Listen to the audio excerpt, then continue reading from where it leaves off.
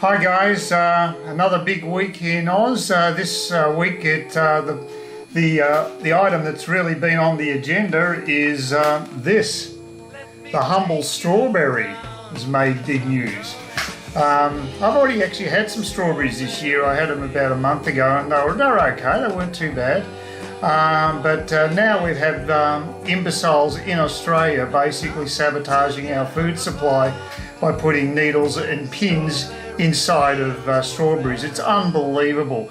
It's a shocking indictment on our modern society to some degree, although the same thing did occur in the States apparently in the 1970s, and it's just one of those fad things. So one imbecile has done this, and because our much vaunted mainstream media decided to actually publicise this information, now we've had a lot of copycat people come out and do the same thing. It's become a plague.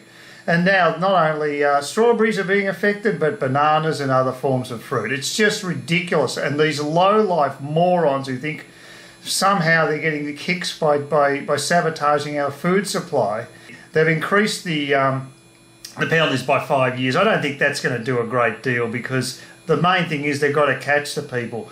And to be quite frank, I don't have a great regard for our policing force these days. They've become very politically correct, and they're less effective than they used to be. They may not have been as nice to deal with in the past, but that's not the point. They were more effective. These days, I think the chances of getting meaningful prosecutions of these absolute traitorous cretins who've done this sabotage is not high. I don't have much faith in our institutions generally, as you probably already know. Governments are weak-kneed these days, most of them. I actually was impressed with Scott Morrison's straight talk regarding these strawberries, and said, stuff it, go out and buy them, like I've done with mine. Mind you, I haven't bloody eaten them yet, so I'm not that gutsy, but I do intend to actually cut them up and eat them. I think it's the chances of them being contaminated by needles and pins is very, very low. So you really should go out and support the growers. I mean, I feel really bad for them. I mean, they've done nothing wrong. But I don't know why initially they burnt their crops. I don't know why they had this knee-jerk reaction. I don't know why we can't have a coordinated metallic screening system, so you can put them through. You put all the strawberries that have been picked in Australia through a screener, not just the ones for export, but domestic as well, in a central location, and then which is coordinated with the supermarkets, who are the ones who are going to sell most of the product. Why did they just burn the crops? I found that quite extraordinary. I thought, this is a lot of money for these growers, and it's just been basically just thrown away. So it's really bad. Our agricultural sector at the moment is in pretty bad shape with the drought, which has affected all of Eastern Australia, and we just don't need this crap. But like I said, Scott Morrison did speak common sense and said he's buying strawberries, and that is leadership. It's leading from the front. And of course, Alan Jones thinks the sun shines out of his arse. Basically, he's been pumping up his tyres all week. Every single day he's been pumping up his tyres, presumably because he's so scared of having Bill Shorten as the Prime Minister. And I am too, for that matter. I mean, I think that would be diabolical if we had Bill Shorten running the country. It would be a disaster. But Scott Morrison's still got to make some of these hard decisions on immigration and getting out of the Paris Agreement regarding climate emissions. I mean, why do we want to be tied up with the UN for immigration and the Paris Agreement for climate? Why can't we have our own sovereignty? Nationalism is a big wave at the moment in Europe. A lot of nationalist governments are being voted into power simply because people want control of their own countries again. They're fed up with the globalist system that basically you abrogate all your responsibilities to a centralised area, say in Brussels, Paris, whatever. We've had a gutful of it. We want to run our own countries again. And this is definitely a trend that is gaining momentum, not losing momentum, and it's going to be unstoppable. the countries that seem to be the least responsive to it actually are the UK and France, and I find that extraordinary. But they eventually, like a reversal of sort of the domino theory, they will eventually fall at some stage. People have had a gutful. But anyway, getting back to the press, I just, I normally would totally support freedom of speech and transparency. It's really important. But in this case, when we're talking about what's happened in the past by reporting the first contamination with these strawberries, it's actually led to these copycats. And this is where the press needs to show responsibility. And they should be hauled over the coals for leaking that story.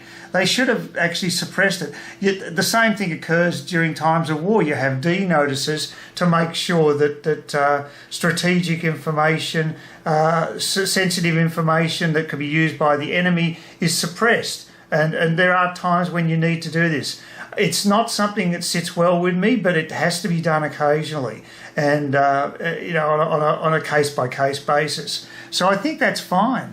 But I just, as I say, the press in this country are not serving us well at all. They basically chase headlines, and they're getting desperate because they're losing circulation and viewership,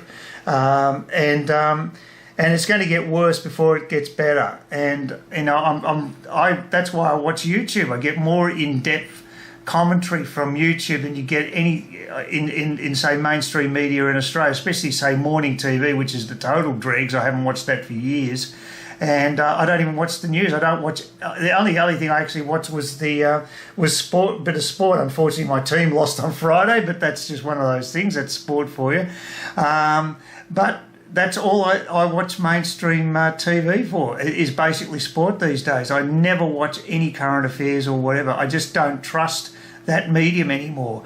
And I occasionally read a newspaper, and that's probably the Australian, because at least they have a diversity of opinion there, which a lot of newspapers don't these days. So that's basically where I'm coming from.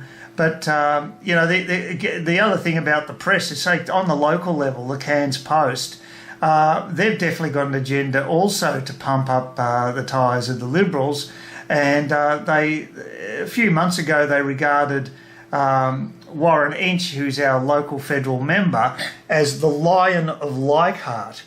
More likely he's lying around. He's a big boy, and I think he's had a few long lunches in his day. And I don't know where he stands politically, but I suspect he's probably more on the left wing of the Liberal Party than the right wing. And that's another thing I'd like to mention too. All these pathetically weak female MPs that seem to have basically been abandoning ship recently. Julie Bishop was probably the first. And then we've had Julia Banks, who's just so pathetic. I mean, it's a good thing for the Liberal Party that she's left. Who would want her? I mean, she doesn't. She claims that she's been bullied, but wouldn't actually come up with a name. And then you have the other MP, I can't even remember her name, the more recent one, who's quit, and she decided to name the person in Coward's Castle, in other words, Parliament. So she's got parliamentary privilege and she can say whatever she likes without being sued, and that's a pretty gutless effort. Try making the same accusation outside of Parliament, then we'll know if you've got any bottle. But you have no bottle. These women are weak. They've been in a position of privilege. They've got pre-selection as MP to be MPs in the federal Parliament, and they've thrown it all away. It's not a good sign. Yet you will have a strong woman on the sidelines, someone like Peter Credlin, who got totally maligned by the left-wing press. Basically, they went for blood, the press. They decided that Peter Credlin had to go. We're just going to malign this woman. We're going to basically drag her through the mud. Everything she does is going to be under the utmost scrutiny. Just a disgrace. And of course, she is the type of woman you'd want to actually have in the Liberal Party as a candidate, someone who's got a bit of nous and a lot of guts. But no, the current trend is to have weak as piss women standing for these positions, and that's just not good enough. It can't be tokenism. That's the worst thing you can have. Let the Labor Party play the diversity card. Let them fill their ranks with mediocre people because in the name of diversity ahead of merit. They will go down eventually. It's a recipe for disaster, I assure you. But I'm personally very happy that these women, Julie Bishop and co, have gone from the Liberal Party. I think it's a good thing.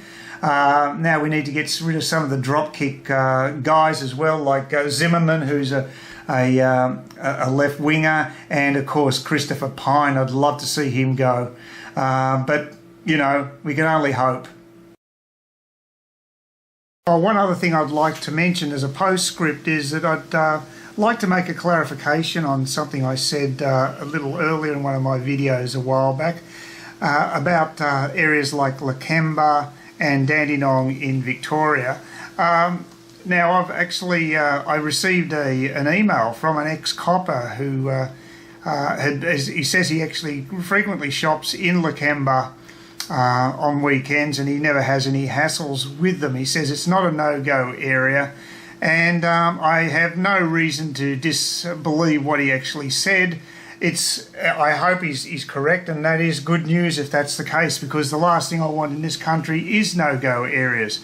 So that's good news, and I'm like I say, I hope what he said is sincere. It seemed so. It wasn't a hype type of statement. It seemed pretty level-headed and measured the way he wrote it. So I would tend to err on the side of believing what he said. So that is good news. And as far as Dandenong is concerned, there is still an issue there with gangs, but apparently during the day it's fine. But it's around 9 o'clock or later at night when the gangs come out and they take over the streets.